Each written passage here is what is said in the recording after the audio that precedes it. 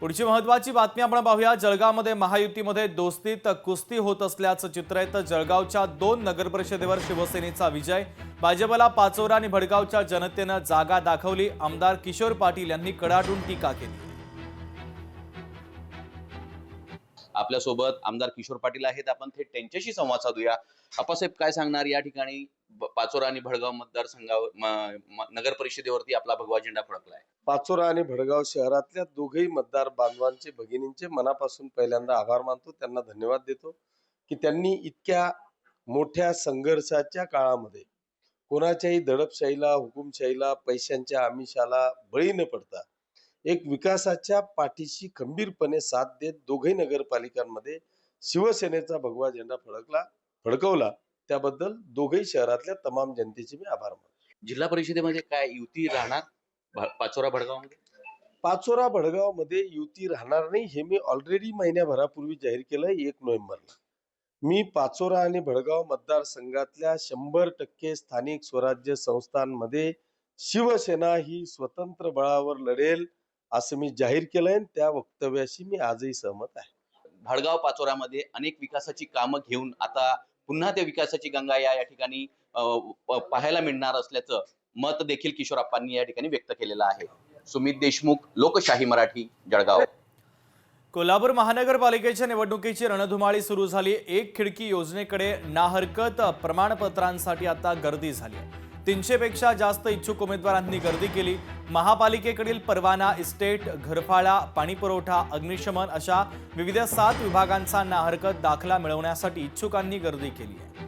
आणि याचा आढावा घेतलाय लोकशाही मराठीचे प्रतिनिधी सतेज औंधकर यांनी।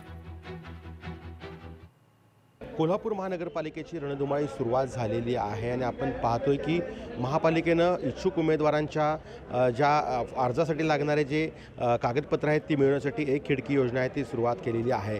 आपण सध्या आहोत कोल्हापुरातल्या VT पाटील सभागृह आणि या ठिकाणी पाहतोय की महापालिकेचे जे विविध विभाग आहेत, पाणी पुरवठा विभाग, इस्टेट विभाग, त्यासोबत अग्निशमन विभाग, वर्कशॉप विभाग, नगररचना विभाग, परवाना विभाग यांचे जे नाहरकत दाखले देण्यासाठी हे या ठिकाणी विविध अधिकारी बसल्याचं आपल्याला दिसून येत आहे। तर गेल्या 2 दिवसात जवळपास 300 पेक्षा अधिक जे आहेत ते उमेदवार असतील, त्यांचे प्रतिनिधी असतील, या कागदपत्रांची पूर्तता करताना या ठिकाणी दिसून येत आहेत। जोपर्यंत NOC मिळत नाही तोपर्यंत या ठिकाणी पाहिलं तर त्यांना कोणतेही अर्ज भरता येत नाही आहे। आणि खरं पाहिलं तर उद्यापासून या सगळ्याची प्रक्रिया आहे ती सुरुवात होणार आहे।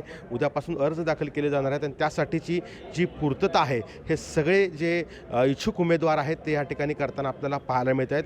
खूप मोठी गर्दी आहे। ते VT पाटील सभागृह या ठिकाणी एक खिडकी योजना जी महापालिकेने सुरू केलेली आहे त्यासाठी झाल्याचं आपल्याला दिसून येत आहे। सतेज औंधकर, लोकशाही मराठी, कोल्हापूर।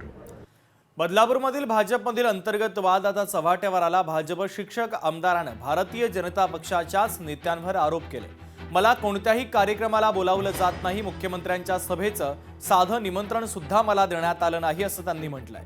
भाजपचे शिक्षक आमदार ज्ञानेश्वर म्हात्रे यांनी आपल्याच पक्षावर गंभीर आरोप केले।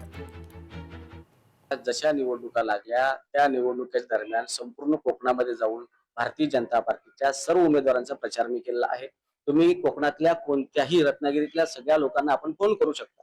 एवढंच नाही तर पालघर जिल्ह्यामध्ये सुद्धा मी 4 दिवस त्या ठिकाणी थांबून सगळ्याच्या सगळ्या उमेदवारांचा प्रचार मी केला। तिथेही तुम्ही विचारू शकता। बदलापुरामध्ये कोणत्याही सभेला मला आमंत्रित केलेलं नव्हतं। अंबरनाथमध्ये सुद्धा मला कुठलंही काही आमंत्रण दिलेलं नव्हतं। मी माझ्या दुसऱ्या कामानिमित्त एखाद्या शिक्षकाशी बोलत असतो, लोक माझ्याकडे येत असतात।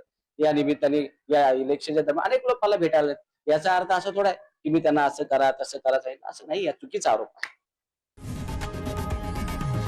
लोकशाही मराठी, ऐका, पहा, जागरूक रहा।